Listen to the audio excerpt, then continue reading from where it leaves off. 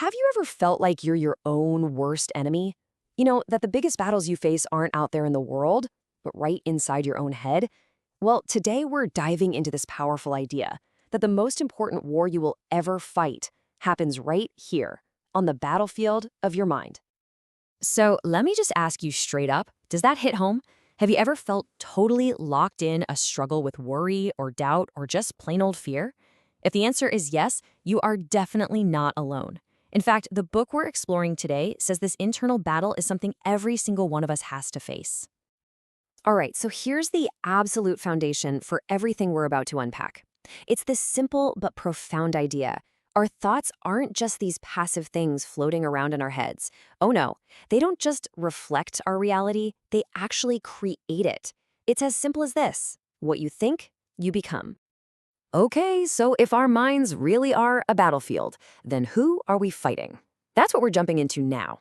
This whole idea of a spiritual conflict suggests that all that negativity we feel, it's not random. It's actually part of a very real, very targeted struggle. So check this out. The source material doesn't pull any punches. It frames this as a full-blown war. But notice where the fighting is happening. It's in the mind. And the enemy's goal? It's not just to trip you up or make you have a bad day. It's to build these fortified prisons in your head, what the book calls strongholds. And his main weapons are strategy and pure deceit.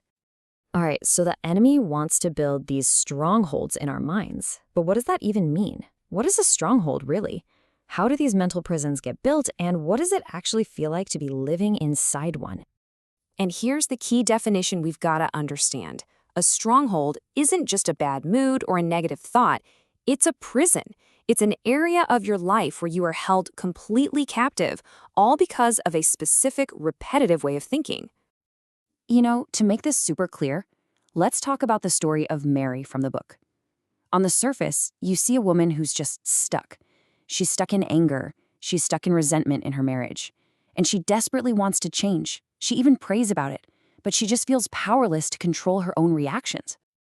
So where did this come from? Well, this stronghold didn't just appear out of nowhere. It was built on a foundation of very real pain from her childhood, a difficult relationship with her father that taught her deep down that she could never trust male authority. And this is the enemy's strategy in action. That old pain became the perfect ground to build an entire fortress of lies.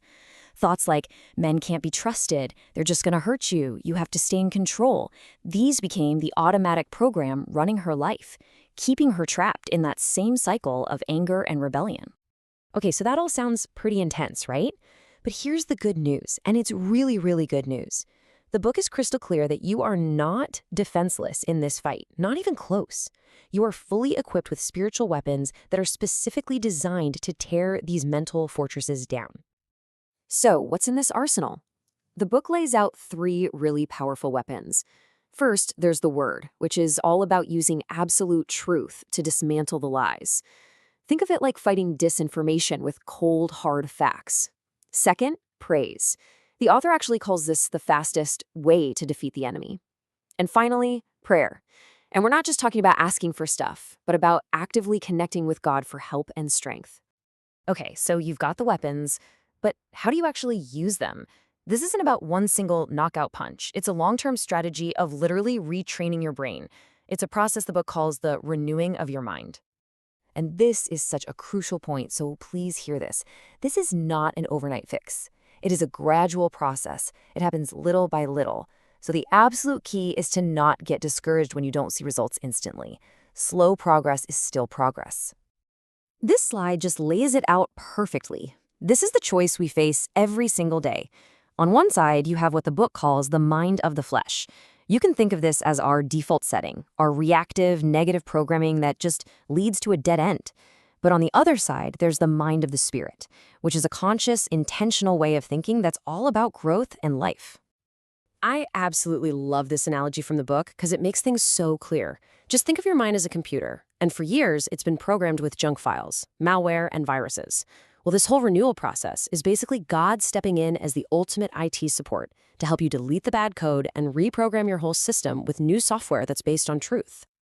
And this brings us to the final and honestly the most empowering part of this whole thing.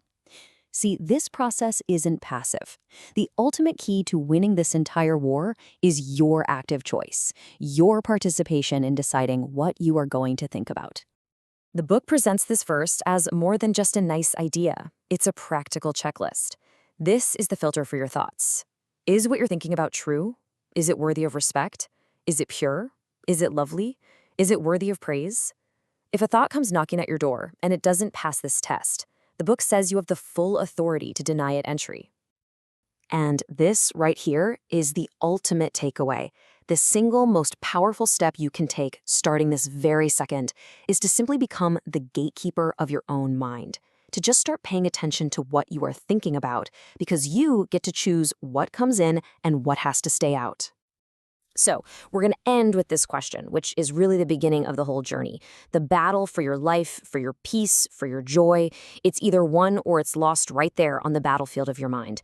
And that leaves us with one crucial, really personal question. What have you been thinking about?